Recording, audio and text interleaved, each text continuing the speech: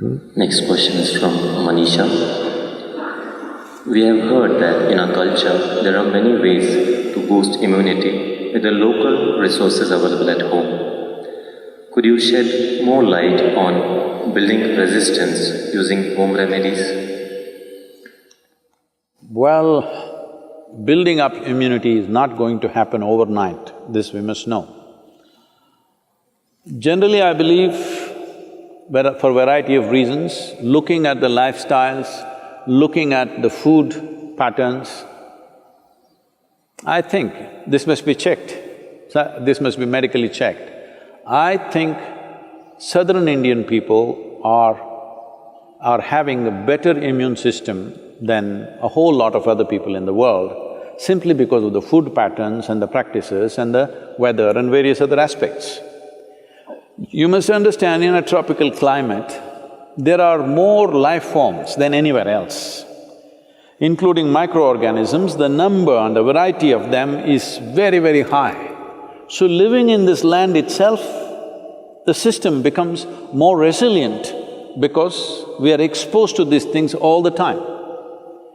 That is one aspect. Another thing is food, another thing is lifestyles. All these aspects are there. Being farming communities largely, most of us, if not in this generation, in the previous generation, we've all come from farming communities. So people lived on the land, that itself gave them enormous strength.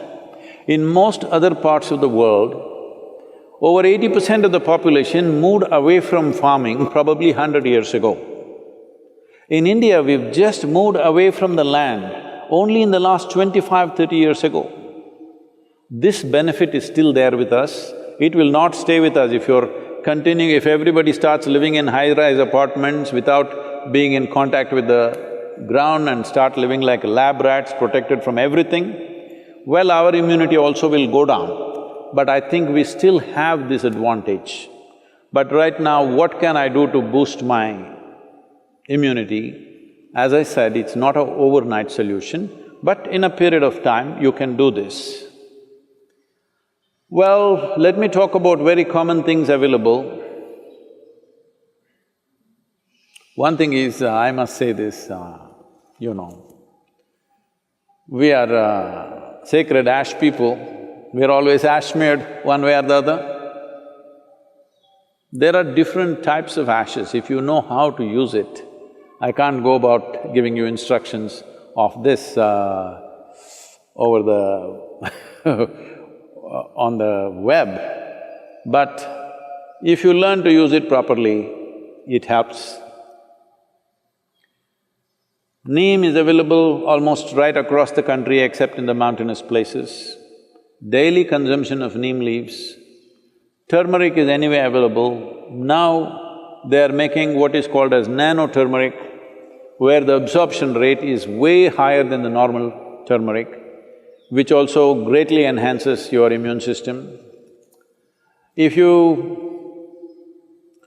soak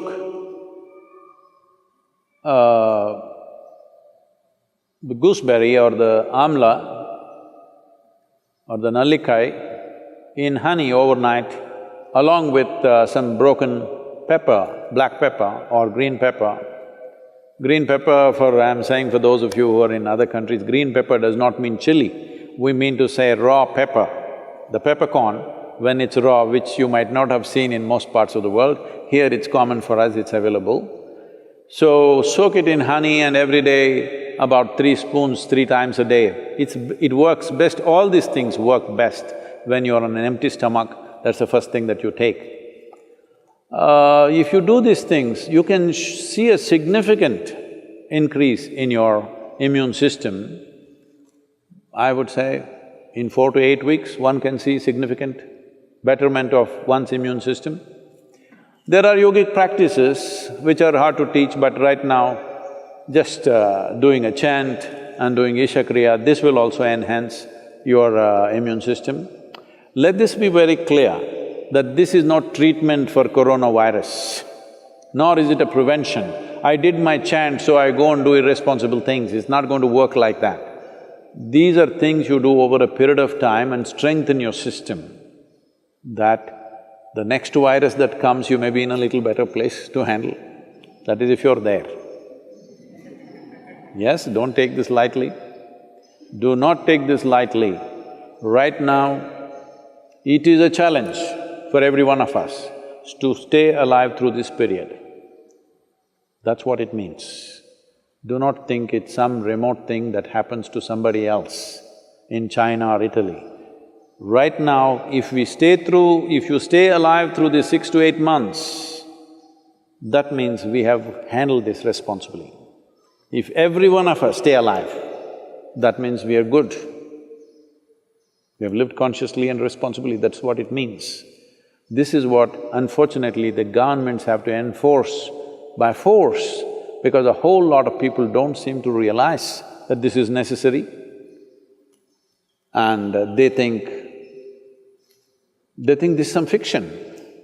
This is not fiction. This is an imminent danger that we need to handle properly.